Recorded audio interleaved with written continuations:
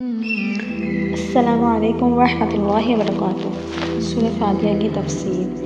بسم اللہ الرحمن الرحیم۔ الحمد للہ رب العالمین۔ تمام تعریفیں اللہ ہی کے لیے جو تمام جہانوں کا پانے والا ہے۔ عالمین مطلب اللہ تعالیٰ کی تمام مخلوق جو سانس لیتی ہے، مثلاً انسان، جنات، حیوان، جانور، کیڑے مکوڑے، تمام مخلوق کا پالنے والا رب ہے، ان کو کھلانے والا رب ہے۔ الرحمن الرحیم، بڑا مہربان نہایت رحم کرنے والا ہے۔ مالک یوم الدین، جزا و سزا کا مالک، یعنی بدلے کے دن کا مالک، قیامت کے دن کا مالک۔ جب قیامت آئے گی، اس دن بغیر اللہ تبارک و تعالیٰ کی اجازت کے کوئی شخص نہ بول سکے گا۔ بعض ان میں سے بدبخت ہوں گے اور بعض سعادت مند۔ ابن عباس رضی اللہ تعالیٰ عنہ فرماتے ہیں، اس دن اس کی بادشاہت میں اس کے سوا کوئی بادشاہ نہ ہوگا، جیسے کہ دنیا میں مجازاً تھے۔ تب اللہ تعالیٰ سوال کریں گے، بتاؤ کون ہے تمہارا بادشاہ؟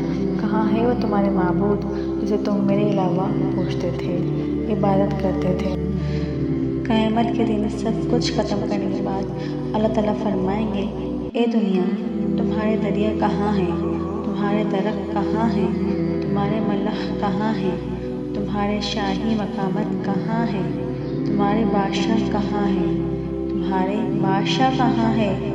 بادشاہوں کے بیٹے کہاں ہیں؟ دیو پیکر کہاں ہیں؟ کہاں ہیں دیو پیکر کے بیٹے؟ کہاں ہیں وہ لوگ جو میری ساکھ میں رہتے تھے اور دوسروں کی عبادت کرتے تھے؟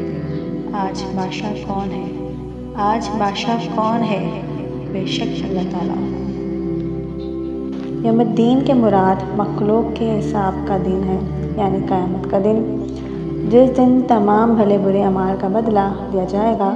ہاں، اگر رب کسی برائی سے درگزر کر لے، یہ اس کا اختیاری امر ہے۔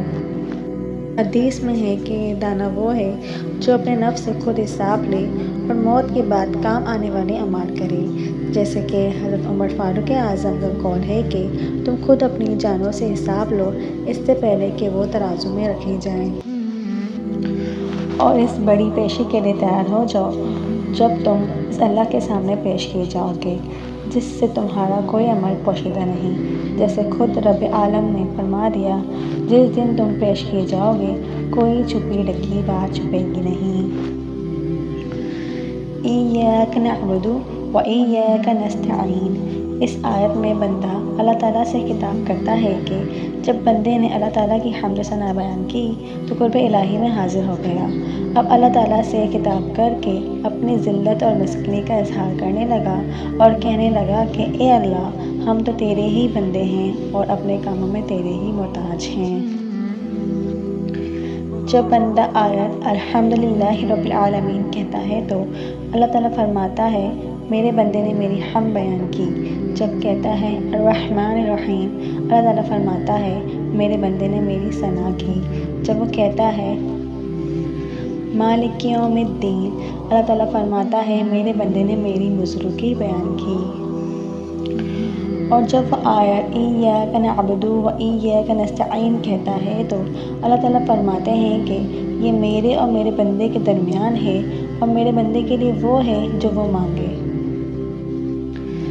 حضرت ابن عباس رضی اللہ تعالیٰ عنہ فرماتے ہیں کہ ایاک نعبد کے معنی یہ ہے کہ اے ہمارے رب، ہم خاص تیری ہی توحید مانتے ہیں اور تجھ سے ڈرتے ہیں اور تیری اسی ذات سے امید رکھتے ہیں، تیرے سوا کسی اور کی نہ ہم عبادت کریں، نہ ڈریں، نہ امید رکھیں۔ اور آیت ایاک نستعین سے یہ مراد ہے کہ ہم تیری تمام اطاعت اور تمام کاموں میں تجھ ہی سے مدد مانگتے ہیں۔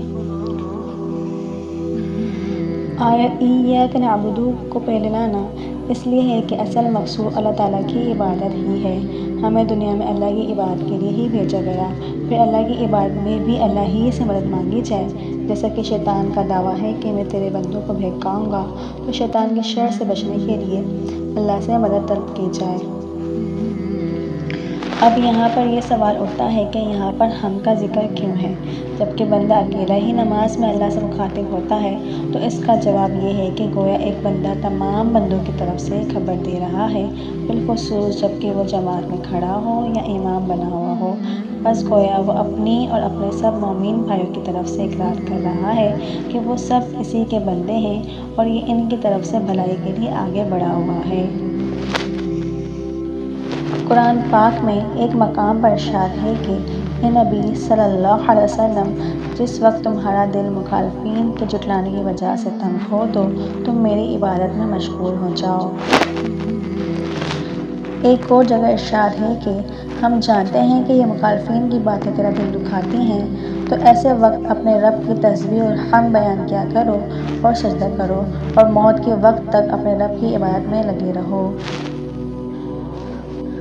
بعض لوگ عبادت اپنی مراد حاصل کرنے کے لیے کرتے ہیں اور بعض لوگ مشکلوں میں مدد مانگنے کے لیے، جبکہ اصل عبادت کا مقصود یہ ہے کہ انسان اس مقدس ذات کی جو تمام کامل صفتوں سے موصوف ہے محض اس کی ذات کے لیے عبادت کرے اور کچھ مقصود نہ ہو۔ اس لیے اگر نمازی کی نیت اگر عبادت کی نہ ہے تو وہ اور صرف ثواب پانے اور عذاب سے بچنے کے لیے نماز پڑھتا ہے، تو وہ مطلب ہی ہے کہ اللہ کو بھی صرف پریشانیوں، غم اور دکھوں میں یاد کرتا ہے اور خوشیوں میں بھول جاتا ہے۔ جیسا کہ قرآن کریم میں سورہ یونس آیت نمبر 12 میں ارشاد ہے کہ جس کا مفہوم یہ ہے کہ اور جب انسان کو تکلیف پہنچتی ہے تو لیٹا، بیٹھا اور کھڑا ہر حال میں ہمیں پکارتا ہے، پھر جب ہم اس تکلیف کو اس سے دور کر دیتے ہیں تو بے لحاظ ہو جاتا اور اس طرح گزر جاتا ہے کہ گویا کسی تکلیف میں ہمیں پکارا ہی نہ تھا۔ اسی طرح حد سے نکل جانے والوں کو ان کے اعمال آراستہ کر کے دکھائے گئے ہیں۔ یہ تھی سورہ فاتحہ کی 1 تا 4 آیت کی تفسیر۔ اب نیکسٹ پارٹ میں ہم اہدنا الصراط المستقیم کی تفسیر پڑھیں گے انشاءاللہ تعالیٰ۔ جب تک یہ اجازت چاہوں گی، اللہ حافظ، دعا میں خاص یاد رکھیے گا۔ جزاک اللہ۔